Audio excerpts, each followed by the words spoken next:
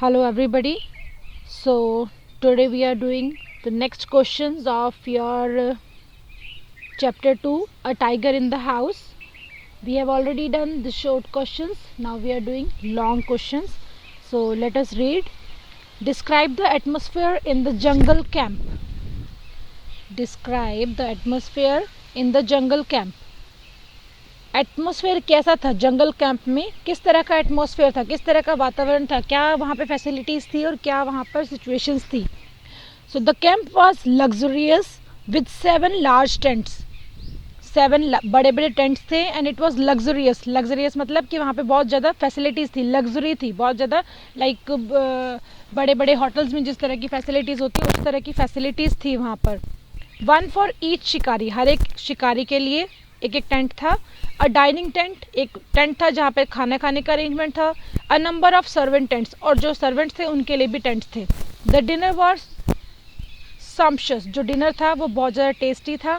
With 7 और 8 courses with complete finger bowls.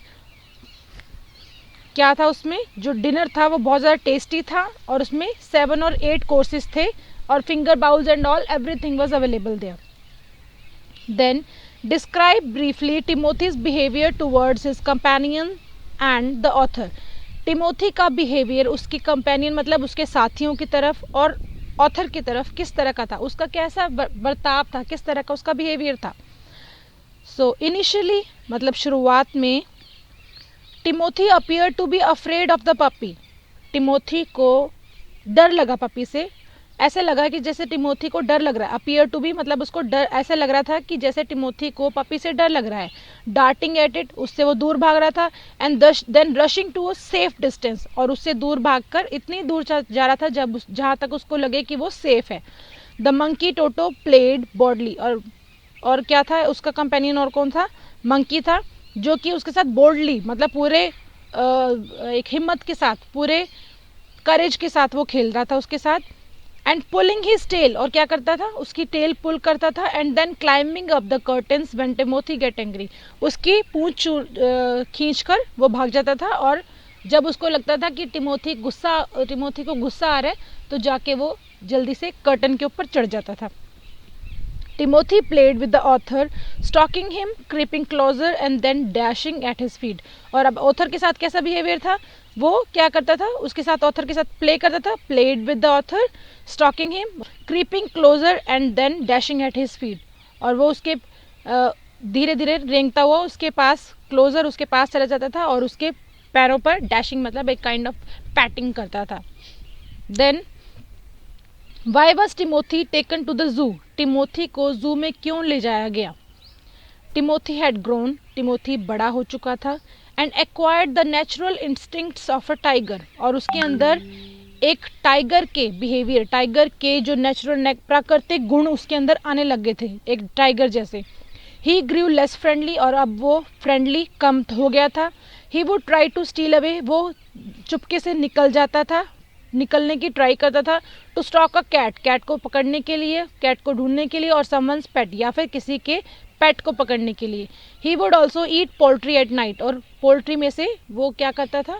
चूजे and all उनको खा जाता था, मुर्गी एंड चूजों को खा जाता था.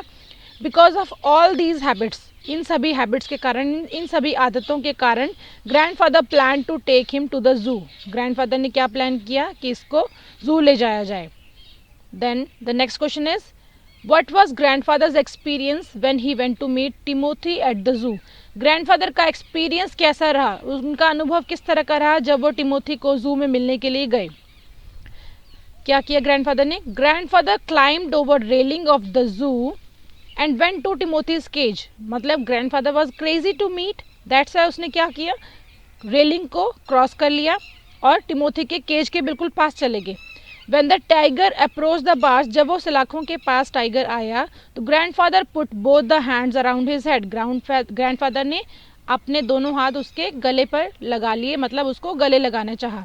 Stroking his forehead, और उसके माथे पर वो सहलाने लगे. Tickling his ears, और उसके कानों में गुदगुदी करने लगे. And whenever he growled, smacked him, और जैसे ही वो गुर्राता तो उसके मुंह पर चपत लगाते on the mouth. As he used to do earlier to keep him quiet, जैसे वो पहले करते थे उसको चुप कराने के लिए. The tiger licked grandfather's hand, tiger ने क्या किया, ग्रैंडफादर के हैंड को चाटना. This is licked, licked means चाटना. The next question is what did the zoo keeper tell grandfather about the behaviour of tiger in the cage. Zoo keeper ने grandfather को क्या बताया टाइगर के बिहेवियर के बारे में, वो किस तरह से बिहेव करता है. The zookeeper told grandfather that he had never been able to touch the tiger as he was always very bad tempered. Zookeeper ने बताया ग्रैंडफादर को कि उसने वो he had never been able to, कि कभी भी वो टाइगर को टच नहीं कर पाया as he was always very bad tempered, मतलब क्योंकि वो हमेशा बहुत ज़्यादा गुस्से में रहता था. So these are your 5 question answers.